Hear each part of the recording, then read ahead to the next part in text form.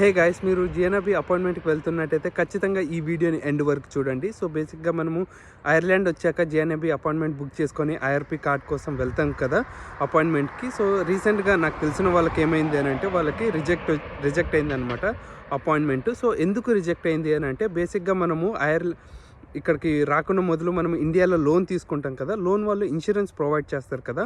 So వాళ్ళు ఏం చేశారు అంటే, సో ఆ ఇన్సూరెన్స్ ఉంది కదా, కవరేజ్ అనేది ఫుల్ఫిల్ లేదనమాట. అంటే వీళ్ళకి రిక్వైర్మెంట్కి తగ్గట్టు అది లేదనమాట ఇన్సూరెన్స్ అనేది. సో ఇక్కడ స్క్రీన్ పైన కనపడుతుంది కదా, అలా రీజన్ ఇచ్చేసి నెక్స్ట్ డేట్ వాళ్ళు డేట్ చెప్పి ఆ రోజు రమ్మన్నారు. మనకి జిల్లా స్టూడెంట్ మళ్ళీ ఇన్సూరెన్స్ కొత్తది బై చేసి సో మళ్ళీ వెళ్ళాల్సింది ఉంటుంది.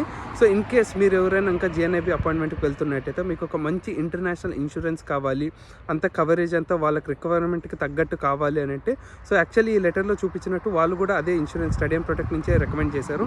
సో మనం కూడా అఫోర్డబుల్ ప్రైస్లో స్టేడియం ప్రొటెక్ట్ది మనకి జిఎన్ఐబి కోసమే కాదు, సో మనకి క్లెయిమ్స్ కానీ ఇంటర్నేషనల్ ఇన్సూరెన్స్ అంటే మనకి ఈజీ అవుతుంది అనమాట తర్వాతకి. సో అందుకని మీకు అఫోర్డబుల్ ప్రైస్లో కావాలి అంటే స్క్రీన్ పైన కనపడుతున్న నెంబర్కి కాంటాక్ట్ కండి. మన టీం అనేది మిమ్మల్ని పింగ్ చేసిద్ది వాట్సాప్లో, మీరు అఫోర్డబుల్ ప్రైస్లోనే పర్చేస్ చేయొచ్చు. సో ఈ వీడియో మీ ఫ్రెండ్కి ఖచ్చితంగా షేర్ చేసి అలాగే మన ఛానల్ సబ్స్క్రైబ్ చేయడం మాత్రం మర్చిపోకండి. So thank you friends, thank you for watching this video.